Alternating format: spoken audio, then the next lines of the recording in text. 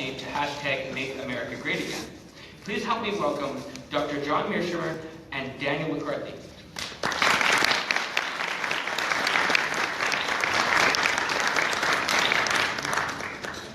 Well, thank you very much for joining us this afternoon.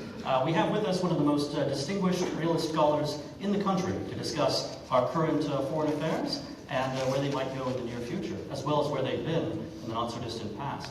I want to thank all of you for being here today. I also want to thank the Charles Koch Institute for sponsoring us, and of course Students for Liberty for bringing us all together on this wonderful occasion.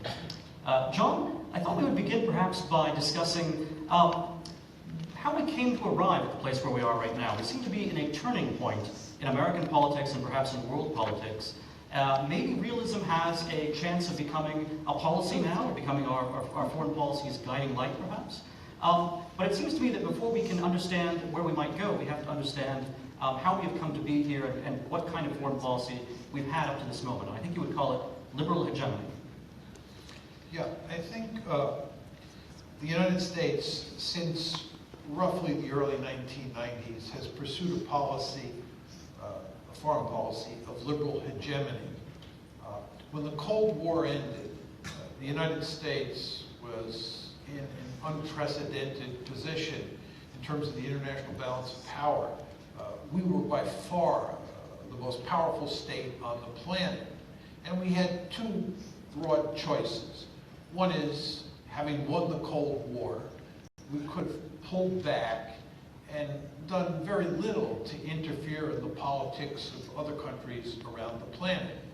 Or, given how powerful we were, we could decide to interfere in the politics of every country on the planet and try and reshape those politics in ways that we thought would be good not only for the people living in those countries, but for the United States as well.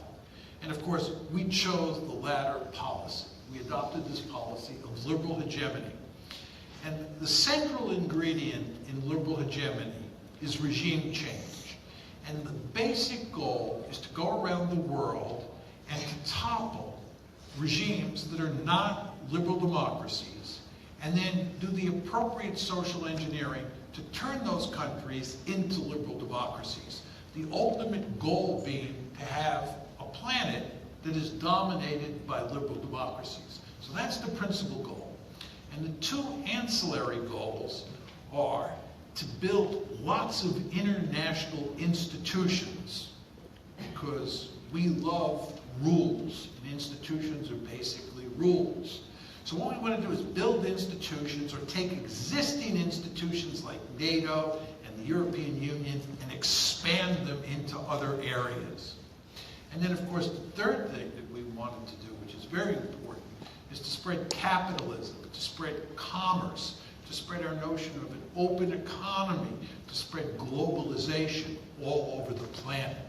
And the basic assumption here is that if the world is populated by liberal democracies that are hooked on capitalism and getting richer and richer, and are embedded in institutions where they believe in rules, that we all live happily ever after. So that's the basic strategy that we've pursued since 1989, and especially since 2001. And it, of course, has been a giant failure. And it is one of the reasons that Donald Trump got elected on November 8th of 2016.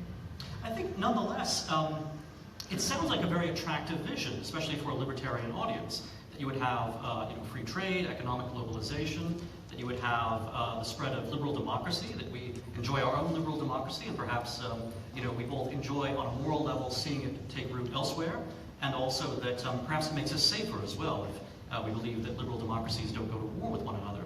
So what is the complicating factor? What is it that makes liberal hegemony perhaps less liberal than it may seem at first glance? Well, the real problem is that this is not a case of countries around the world deciding for themselves that they want to become liberal democracies. This is a case of the United States going to great lengths to facilitate that process through regime change. The obvious example of this strategy at play is what we've tried to do in the Middle East, starting with the Bush Doctrine in 2002. And the idea was that we had knocked off the regime in Afghanistan in the fall of 2001 and created a democracy there. We're going to invade Iraq and topple Saddam and make Iraq into a democracy. And then we would do the same with Syria, Iran, and eventually the entire Middle East, which had no history of liberal democracy, would become a sea of liberal democracies. And as you said, this is intuitively attractive to most Americans, even to me.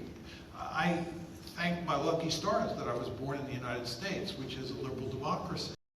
It's a wonderful thing. I'm not opposed to liberal democracy, but that's not the issue here. The issue here is whether you think the United States should be in the business of regime change, because what that involves is creating a very powerful military, right? A very powerful national security state that can intervene in the politics of other countries and do large-scale social engineering. Most of you libertarians in the crowd do not believe that the state should be involved in social engineering. You talk all the time about liberty, right? You do not want a state that is really powerful and is doing lots of social engineering here in the United States. Well, if you adopt a liberal foreign policy along the lines that I'm describing, you're going to be doing lots of social engineering, not in the United States, but all over the planet. And you want to remember here that the basic goal is to spread liberal democracy to every nook and cranny of the planet. So not only are you going to be doing lots of social engineering in every state on the globe, you're going to be doing a lot of heavy-duty lifting inside each one of those countries. And first of all, this is guaranteed to fail, as we've proved in a number of cases since 2001. And not only is it guaranteed to fail, it has significant blowback effects, because the end result is you create a powerful national security state that becomes a threat to your civil liberties.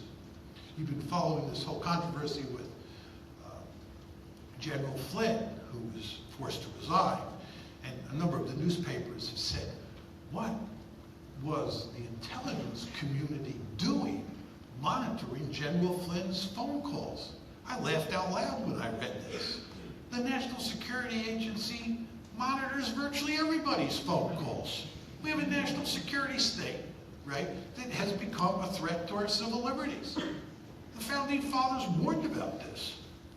So, all I would say is, as nice as it is to have liberal democracy in other countries, better those countries develop it on their own. We can give them some advice if they want it. But if you get into the business of actually trying to affect change in those countries through coups, through military force or whatever, and then you take it upon yourself to do a lot of social engineering to turn those states into liberal democracies, you're asking for big trouble. Let's expand a little bit on sort of case-by-case basis, looking at these different regions and how liberal hegemony has actually played out, and whether it has brought about the kind of liberalism we would like to see, or whether it's actually had rather different unintended consequences. So, John, in whatever order you'd like to take them, perhaps we could discuss Russia and East Asia, China in particular, and maybe the Middle East as well. And what exactly do you want to talk about regarding those cases? Well, basically how you see the strategy of liberal hegemony having played out in each case, and what the problems that are facing those countries and our relationships with them, how we should go forward from here. So I think the idea of liberal hegemony is that we're going to liberalize each of these regions.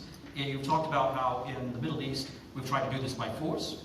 It seems to me that in the Russia region and in Russia itself, we've tried to do this by political means rather than military means.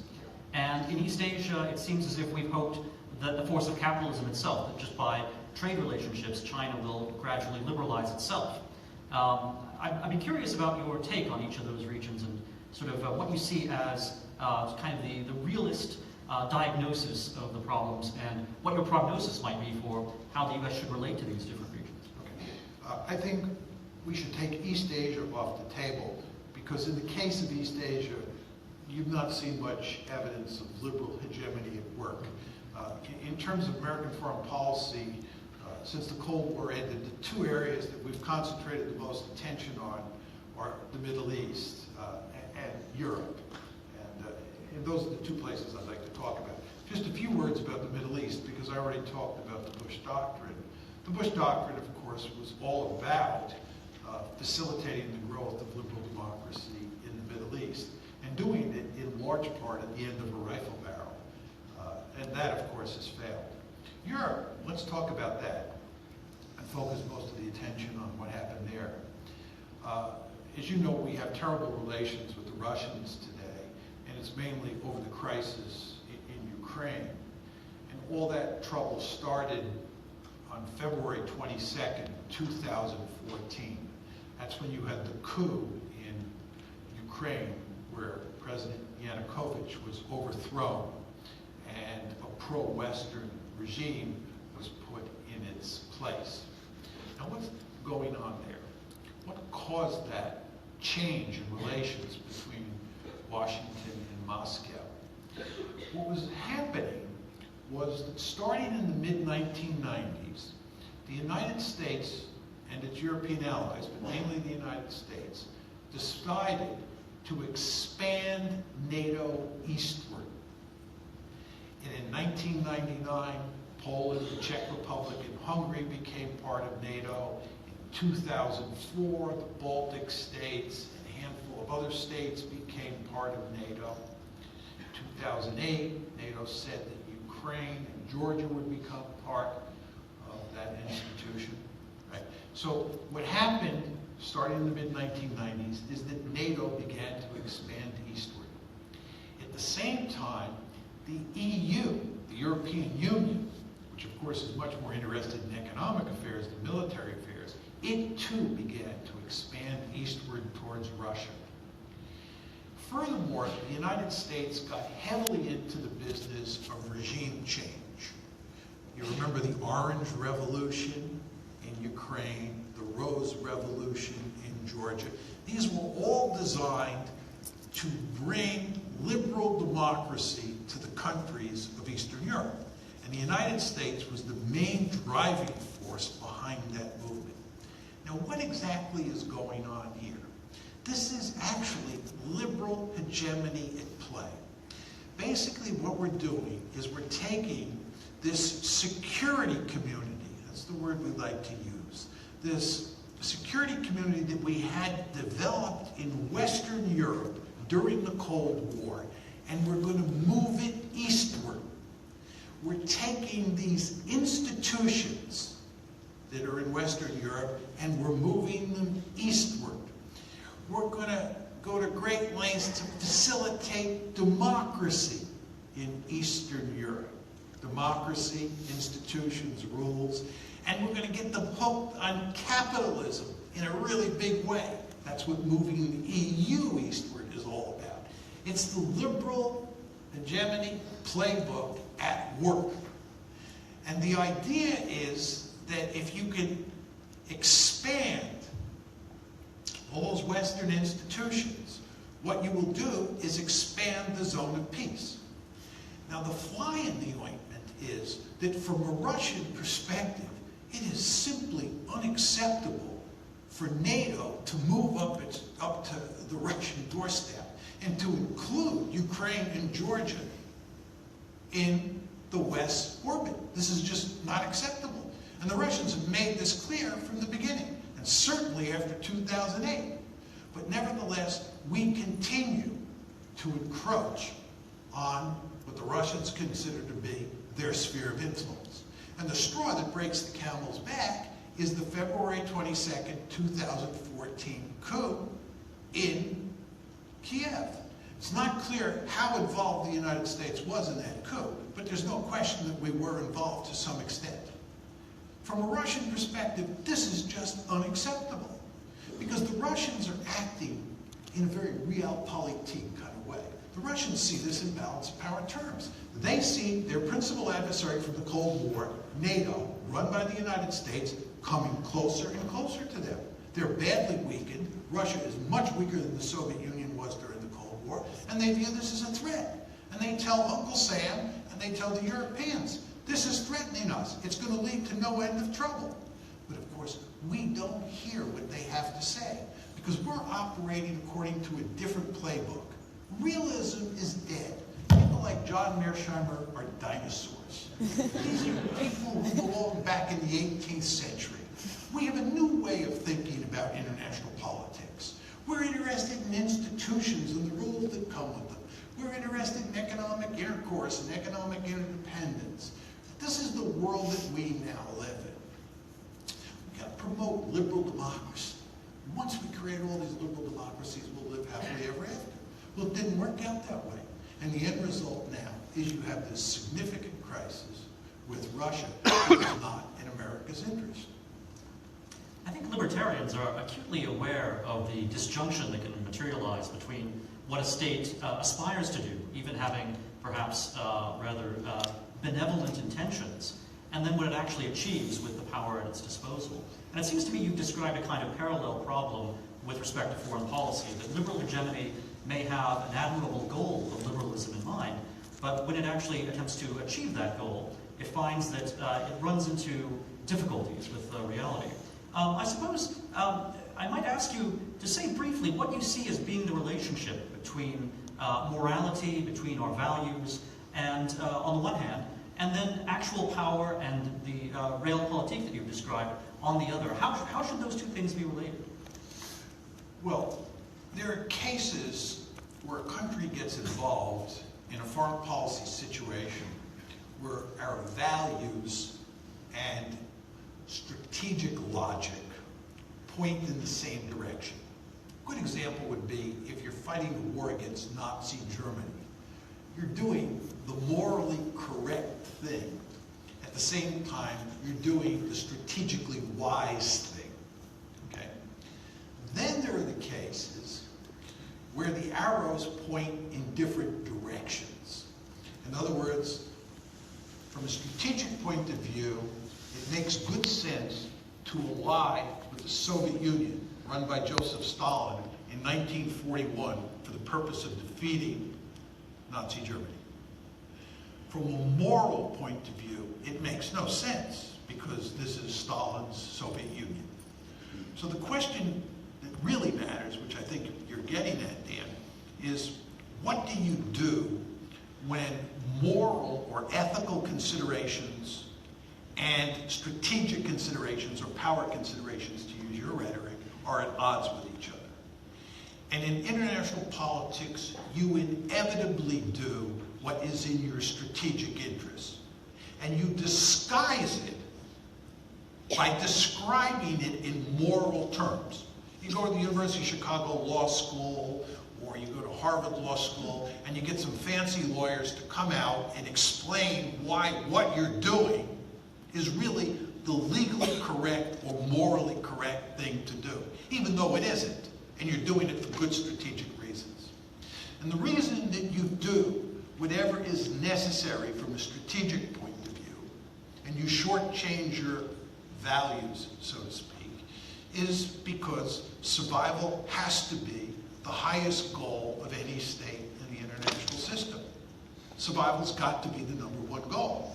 And you're in a system, in world politics, where there is no higher authority. As you all know, this is called anarchy. There's no higher authority that sits above states. When you dial 911 in the international system, you know who's at the other end? Nobody. And in a system where there's nobody to answer that 911 call, you quickly figure out the best way to survive is to be a big and powerful dude. And to shoot first and ask questions later. That's kind of the way international politics works when you get into a really nasty situation. Right? And again, it's because there's no higher authority to protect you. Right? So you have to worry greatly about the balance of power, because the balance of power matters greatly for your survival. You want to be really powerful. You want to, as we say in the political science world, you want to maximize your relative power. Not because you're evil, but because that's the best way to survive. Right? And you can be on the side of the good in terms of moral behavior and die. And then you're not around over the long term. No state wants to do that. So the imperative here is to think about power calculations over moral considerations when the two are at odds. That leads me to a question about a book you published about 5 years ago called Why Leaders Lie, which I thought was a fascinating little volume. Can you tell us, why do leaders lie in American politics under a liberal democracy? And what kind of lying is necessary or valuable for a leader in a state like our own? Yeah, I wrote this book, as Dan was saying, on why leaders lie. One of the central findings in the book was that leaders do not lie very often to other foreign leaders, and that leaders lie more often to their own people. I was really shocked by this, and when I went around and gave talks on the book and the manuscript before it became a book, people in the audience would say, I don't believe that. That can't be the case. There has to be a huge number of cases of leaders lying to each other. And I'd say, well, I don't have any predisposition to believe you're wrong, and if I'm wrong, please provide the evidence. And I say, here's my email, send me all those examples that you know of leaders lying to each other. And I would hardly ever get a response, and when I did, most of the cases didn't really turn out to be lies by a reasonable definition of what lying is. And furthermore, I often got repetition of the cases, okay? The reason why leaders lie to their own people and they don't lie to each other is in large part due to the fact that leaders don't trust each other very much to begin with. And they're very wary that they may be bamboozled.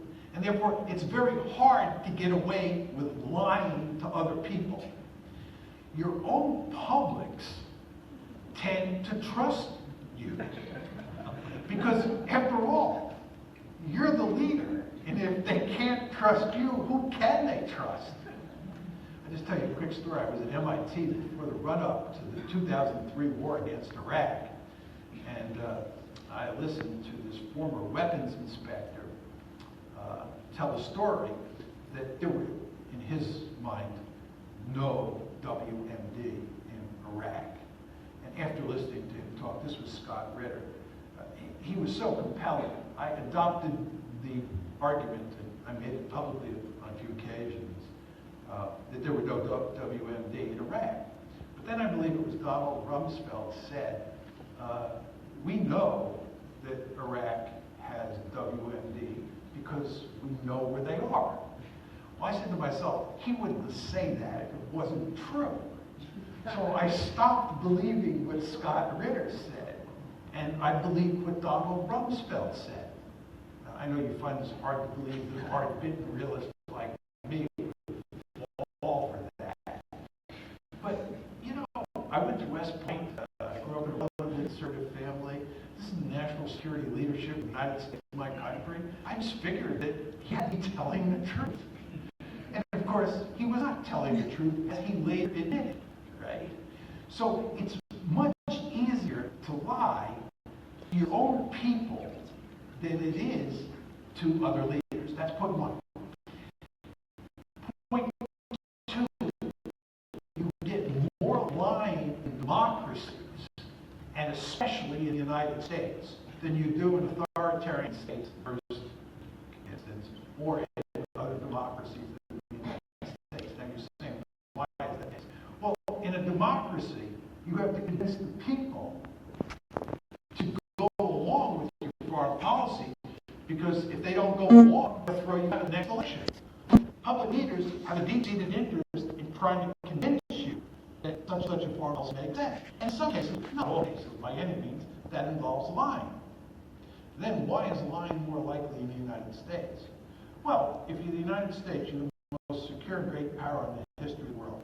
There is no reason for you to be running all over the world, intervening in everybody's politics and fighting all these wars. It's really crazy. You live in the most secure great power in the history of the world. It's the unipolar moment, the only great power in the system. You're separated from the rest of the world by two giant moats, and you have thousands of nuclear weapons. It just doesn't get any better than that. So how do you get people to fight all these crazy wars that we lose anyway? Right? there's a very powerful tendency to lie. Which brings us to where we are today, in fact, that we saw an election in which, first in the Republican primaries, and then in the general election in November, that the advocates of liberal hegemony lost out bigly, I think we might say. And it's been kind of unclear as to where the country is going to go now. And we have a president in office who is taking a very different approach to staffing, for example, and ultimately perhaps to the policies that he's going to enact. And there are a lot of question marks that still remain. But let me ask you, what do you prescribe? What would you say would be a good sort of realist approach to reforming our foreign policy? What would a foreign policy of restraint look like? Before I answer that question, let me just say, building on your initial points, Dan, it's important to understand that both Donald Trump and Bernie Sanders, who of course ran in the Democratic primaries, were running against the establishment foreign policy. And their arguments really took with the American public. And what this tells you is that there's a real disconnect in this country between the elites on one hand and the public on the other hand. The elites are very much into liberal hegemony, and this includes Republicans and Democrats. I describe them as Tweedledee and Tweedledum. Right? It just doesn't matter whether you have John McCain or Madeleine Albright running things.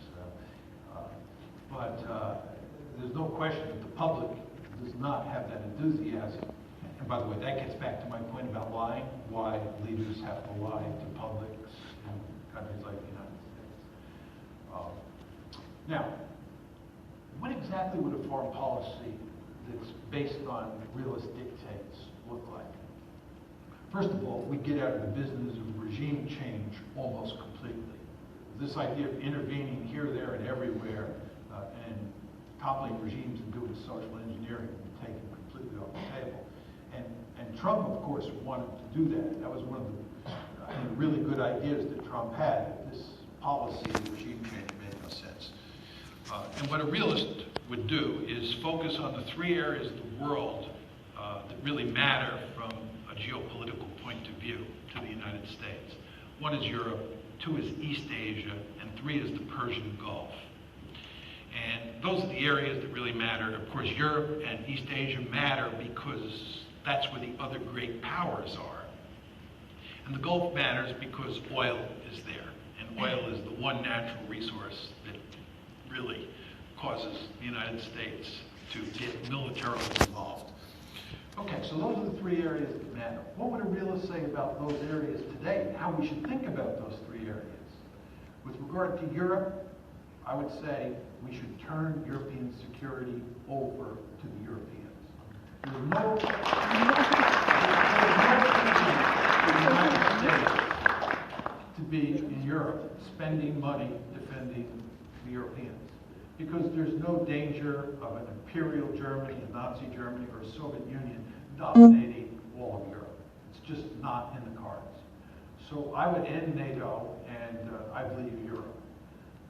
With regard to the Gulf, there is no single country that threatens to dominate the Gulf today, and I think the United States can develop an over-the-horizon capability, something like the rapid deployment force that we built in the Carter and Reagan years that's offshore.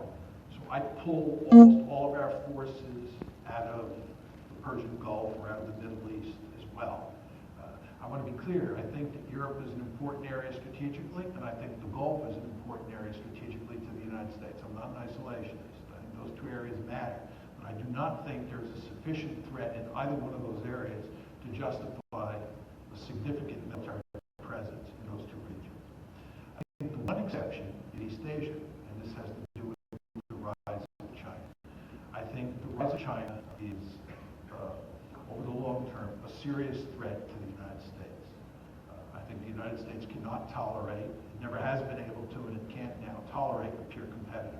We cannot allow the Chinese to dominate all of East Asia, or more generally, all of Asia. I believe the Chinese are determined to dominate Asia. I believe they're determined to push us out of Asia. I've told them on numerous occasions, I don't blame them. If I was sitting in Beijing as the National Security Advisor, I'd want to push the Americans out of East Asia too. but we cannot let them do that. So I think the one area of the world that we should focus on in the future, from a realist point of view, is East Asia.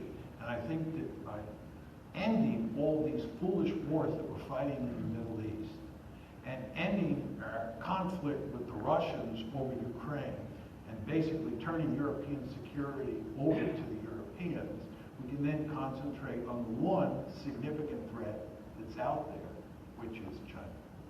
Before we turn to East Asia and China, I thought we might probe the question a little bit with regard to the Middle East. In particular, here in Washington, D.C., there's a great deal of concern that Iran potentially would have capability of dominating the region, perhaps by acquiring nuclear weapons, for example. And that has made something like the Iran nuclear deal, which was put into effect just recently, in the last year or so, rather controversial. On the one hand, there's a school of thought that says this is a good deal, this is something that will prevent Iran from having a nuclear weapon for at least 15 years. On the other hand, there are many who feel it's a bad deal, and that perhaps Iran will be able to sneak around behind it and continue to develop capability. Please tell us a little bit about your thoughts on the Iran deal, and in general about danger, or perhaps illusion of danger, that Iran presents to the region and to America's interest there. Okay, let me start by talking about the Iran nuclear deal. I believe the Iran nuclear deal was a very good deal. I don't think it was an excellent deal. I don't think it was a terrific deal. And the reason is, it only lasts about 15 years. It's eventually going to come to an end. That's the problem. So I think we've solved this problem, so to speak, for about 15 years. The question is, what happens once the deal runs out? Now, one real problem that we face is if the Iranians decide that they're going to go back down the nuclear weapons road when the deal runs out, not beforehand. I don't think they're going to try and skirt around the deal. I don't think they can get away with it.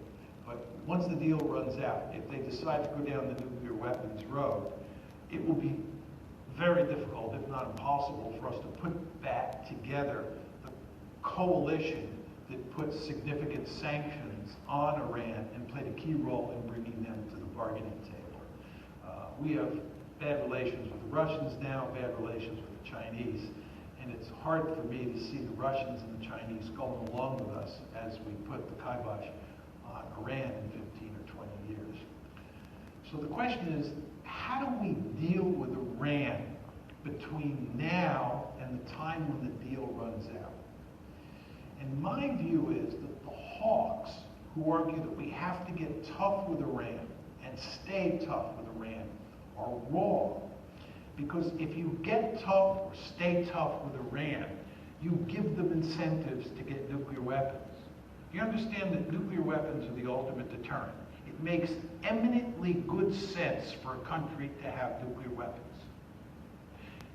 You all know the United States has nuclear weapons. you all know that there is zero evidence that we're going to give up our nuclear weapons. Do you know why? Because we like having nuclear weapons. Because we understand that they are the ultimate deterrent. And the United States is the most powerful state on the planet at the conventional level. If there's any country that doesn't need nuclear weapons, it's us. We're keeping them. By the way, the same logic applies to the Israelis. At the conventional level, the Israelis are by far the most powerful state in the Middle East. They have nuclear weapons, the only state that has nuclear weapons. They have zero intention of giving up their nuclear weapons. Why? Because they're the ultimate deterrent. Well, as my mother taught me when I was a little boy, what's good for the goose is good for the gander. So if we and the Israelis want nuclear weapons because they're the ultimate deterrent, why do you think Iran shouldn't want them? Or North Korea, for that matter. And in fact, they both have wanted them or continue to want them for good strategic reasons. So if you have any hope of dealing with Iran 15 years out and keeping them from going down the nuclear weapons road, it's by taking the threat away. Because once you take the threat away, once there's a rapprochement between the United States and the Iranians, you greatly ameliorate the incentive for them to get nuclear weapons. Right?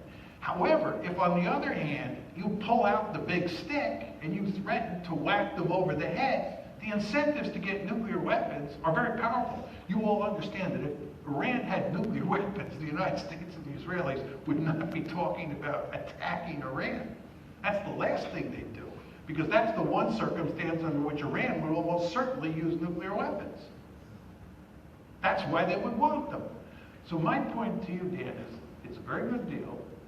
Okay, very good deal. Good deal. And good deal. And the problem is that it will run out. And to make sure that we can make it stick over time, I think that what we have to do is have a rapprochement.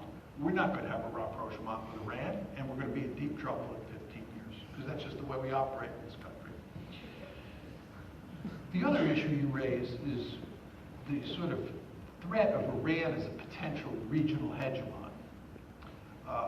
I think that when you look at the size of the population and you look at the potential for economic growth in that country, especially now that sanctions are coming off, this is a country that has the potential to be the most powerful state in the region.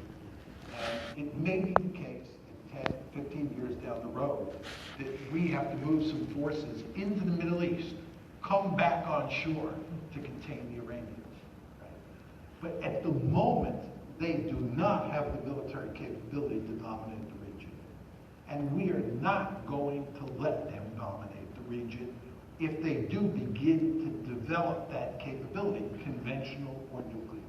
But they are the one country in the region that could do that. You all understand that Iran and Iraq fought a war between 1980 and 1988, and that's when we jumped into bed with Saddam Hussein. You probably find this hard to think. We jumped into bed with Saddam Hussein, the leader of Iraq, because of our great fear that Iran would win the war, because Iran is a potential regional hegemon. So this is a very tricky case in that regard. But I think it would be reasonably easy to deter them if they get powerful and they get ambitious. Just one final point. If Iran gets nuclear weapons, I believe the Turks, the Saudis, the Iraqis, and the Egyptians will all begin to move down that nuclear road. I think the ripple effects will be significant. So I think that's another very important reason to do everything we can to improve our relations with Iran and prevent them from going down the nuclear road 15 years out. This has been a fascinating and sobering talk.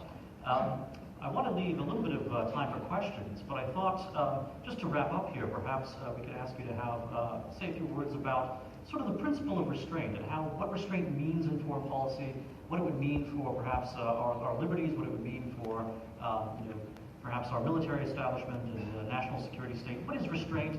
What's the advantage of it? Why should we pursue it? Well, we should pursue a policy of restraint for a number of reasons. One is we should stop fighting wars that we lose. Soldiers die, soldiers are wounded, we spend enormous amounts of money, and the end result is failure. Afghanistan, failure. Iraq, failure. It just makes no sense. And even when we don't commit military forces, Libya, Syria, both failures. The United States has the Midas touch of reverse. It's really quite remarkable. So I think one advantage is you'll stop engaging in wars and foreign policy endeavors that turn out to be failures. The second thing is, I think for purposes of civil liberties, it's very important that you not be fighting wars year after year, and that you not see it as the responsibility of the United States to police the entire planet, and indeed to engage in regional transformation. Because to do that, you have to build this powerful national security state, and that powerful national security state inevitably infringes on civil liberties. The Founding Fathers understood this, and anybody who's studied military history over time understands that there's no way you can have a huge military-industrial complex or a huge deep state and not begin to undermine civil liberties. So that would be another reason to do that. And the third reason is I actually believe in self-determination. I believe that people in other countries should be responsible for their own fate. I don't think it's the United States' business to run around the world telling people what kind of political regime they should have. let them decide for themselves. So those would all be advantages I would see in the policy of restraint. Very good. Well, thank you, John. We have a few minutes for questions. We have a microphone up here at the front. Please keep your questions short and in the form of questions. We'll go with the first fellow who's right here. Hello. Do you think that fracking and new energy technology will make the Middle East matter a lot less because there's not going to be as much oil coming from there in the near future? I don't think so. I think that even if the United States depends less on oil and gas from the Middle East as a result of fracking and other developments here in the United States, I think for the foreseeable future, the rest of the world will depend on oil. It's an international market. So the rest of the world will depend on oil from the Middle East. And that mere fact means we will have to care about what's going on there because it's a world oil market. And if there's ever a catastrophe that emanates from the Middle East, that would have a significant effect on us. Second point I would make to you is I believe that my earlier comments reflected that the great threat the United States faces is China. China now gets 25% of its oil from the Middle East. All the projections are that the numbers will increase over time. China will become increasingly dependent on oil from the Middle East. China is building a blue water navy. China is interested in developing significant power projection capability. And China is going to become involved in the Persian Gulf, if it can, just like we're involved in the Persian Gulf. You understand that the United States is involved in a deep way in the Persian Gulf. We are a great power. We are a superpower. We have tremendous power projection capability. We are involved in the Gulf because we care about that flow of oil out of the Gulf. The Chinese have the same motives. And once they have the same capability, they'll be there. So the U.S.-China competition, which is coming down the road, will involve the Persian Gulf. So we don't need that oil. The fact that they do and they're involved will guarantee that we'll be involved. Next question. Just to play devil's advocate, I have a lot of friends who would say that the United States can and has protected individual rights here and there at low cost. For example, in Yugoslavia or in Clinton making peace in Northern Ireland. And they say that more recently we could have had a no-fly zone in Syria. So what about really selective human rights interventions? Well, there are obviously some cases where the United States has played a constructive role, like Northern Ireland, but that was not a case of regime change. Right? That was a case of us just getting involved in facilitating the peace process. And I think that the United States, when it's asked to help in those cases, should help and do as much as it can to facilitate peace. This is a regime change. It's a very different matter. And the argument that people often make against me, it's just a slight twist on what you said, is that, John, we can do regime change, but we just have to do it smartly. And the problem is that we have not done it smartly up to now. My response to that is social engineering inside the United States itself is remarkably difficult to do. You surely understand that. That's why libertarians don't like social engineering. They think it doesn't work for the most part, and furthermore, it begins to infringe on people's civil liberties and so forth. So I don't like social engineering. Well, when you start doing social engineering in other countries, foreign countries that you don't know very well, and usually these are countries that are in turmoil because the regime has either been toppled or you're going to topple the regime. Right? You're going to create order out of chaos. Not only are you going to create order out of chaos, you're going to create liberal democracy. Right? You're going to do this social engineering in a culture you don't understand. I don't believe you can be smart enough to do it successfully more than 1 out of 25 times. Right? So you may get it right 1 out of 25 times. But the idea that you can do smart social engineering, I don't think so. But again, the earlier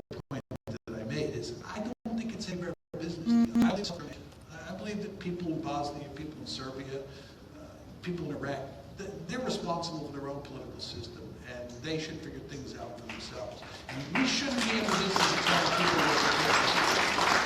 This is antithetical to most Americans, right? Because they think we are, to use Madeleine Albright's terminology, they think we're the indispensable nation. They think that we stand taller and we see further.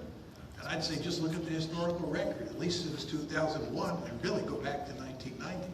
It's not very impressive, and it certainly doesn't justify our assessment. Next question. Thank you for the speech. Of course, you go on to the topic. I would love to debate with you in detail, but there's one issue that you touched about. You have to talk slower and clearer. I'm sorry. I am a motor mouth. So the question that I have that you got at is the Iran-Israel U.S. question, and I'm happy what you said, because I never understood why Iran, Israel, and the United States are loggerheads. Because if I apply a very simple geographic model to them, they don't even have borders with each other, while Iran has a natural conflict with Russia and a potential natural conflict even with China for the hegemony in Central Asia. So, and I promise you correctly, you're suggesting that a conflict between United States and Iran would also diffuse probably the Israel conflict, but also help United States contain both Russia and China? No. My comments on Iran had nothing to do with containing Russia or China. I was just talking about, in response to the question that Dan asked about Iran, whether it was a potential hegemon, number one, and number two, how to think about the Iranian nuclear deal. Right? And the argument that I was making is that to make the Iranian deal stick over the long term, it would really help if you could put together that old coalition that brought sanctions to bear against Iraq up until the deal was recently cut. And I don't think you'd be able to bring that coalition together. I don't think you get the Chinese and the Russians to help you put sanctions back on Iran 15 years down the road. And that's why I said I think what you want to have is a rapprochement.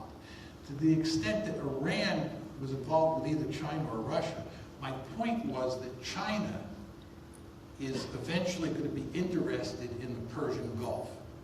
And I didn't spell this out, but I think the first country that China will go to try to form an alliance in the Gulf is Iran.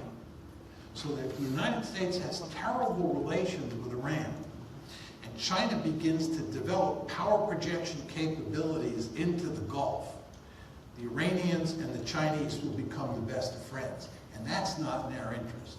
So that's another reason. I didn't say that because I didn't want to talk too long, but that's another reason for why we want to have good relations with the Iranians.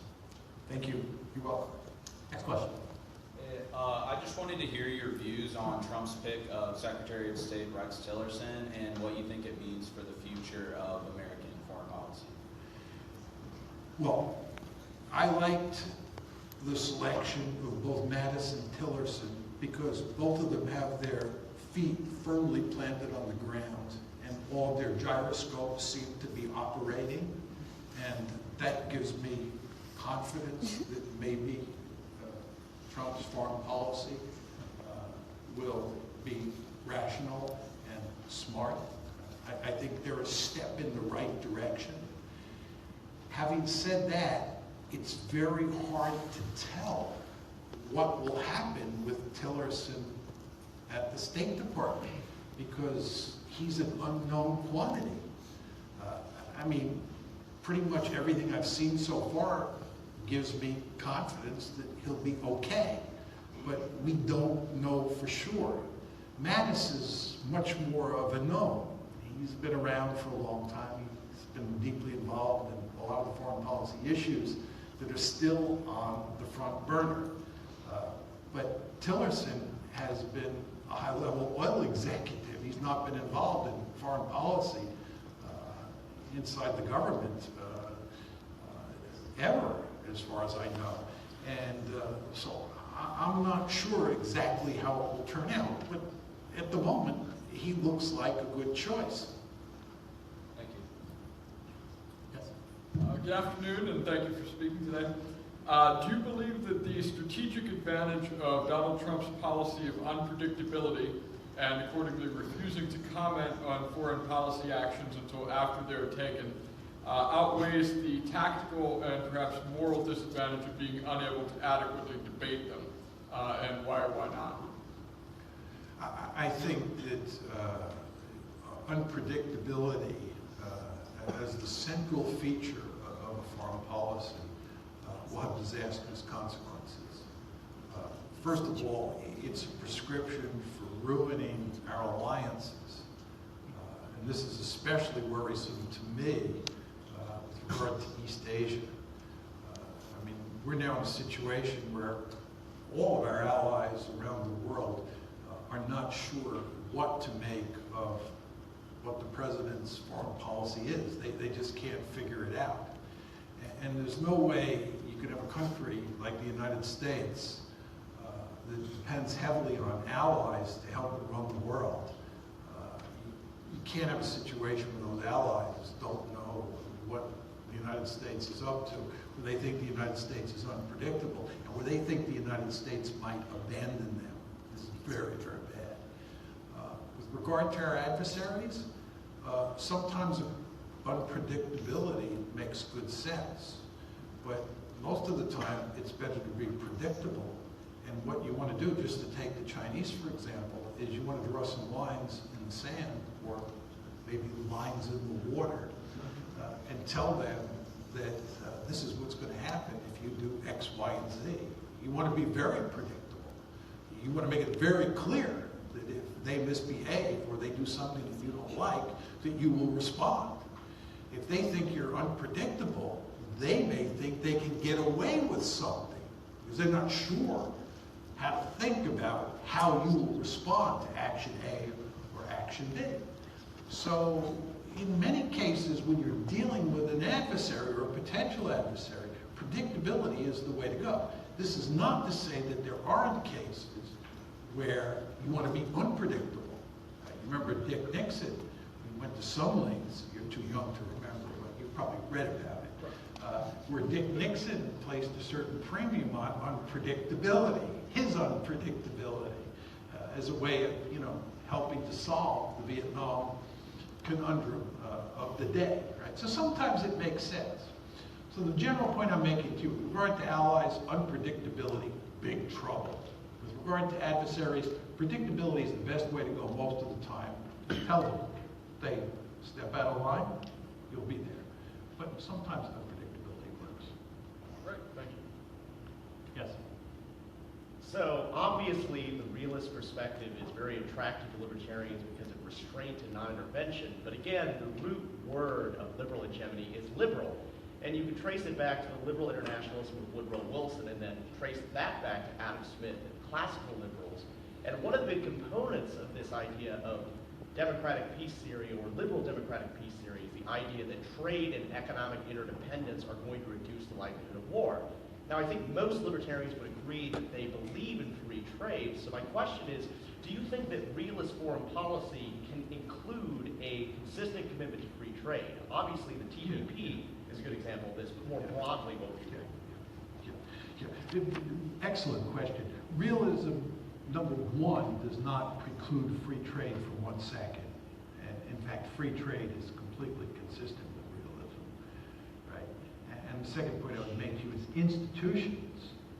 You remember, all these institutions that exist today that really matter to the liberal imperialists or liberal hegemonists were created at the end of World War II, in the early Cold War, for good realist reasons. This is NATO, the IMF, the World Bank. So you can create institutions for realist reasons. It's just that if you're a realist, you believe those institutions have a limited impact on state behavior. States don't obey rules when they think it's not in their interest, whereas liberals think they obey the rules no matter what, okay? So there's a different view on how the institutions work, but institutions and commerce economic intercourse are consistent with realism for sure, as you point out. The real fly in the ointment is regime change. A realist would say, you know, get in the business of regime change, you're asking for really big trouble. And for liberals, as I tried to make clear, that's the centerpiece of liberal hegemony. You know, and just to go back one step further, if you think about liberalism, liberalism is ultimately all about inalienable rights. It's all about natural rights. And what that says is that everybody on the planet has a set of rights, same set of rights. That's the universalism in liberalism. You understand that the universal dimension of liberalism devolves from the emphasis on individual rights that are inalienable. Once you say everyone has individual rights that are inalienable, borders don't matter. It's a very transnational concept that's on the table. So that individualism leads to universalism. And if you're a good American liberal, you not only are interested in protecting the rights of your own people, you're interested in protecting the rights of people in countries X, Y, and Z, because we're in the realm of inalienable rights. Right? That's the universal dimension.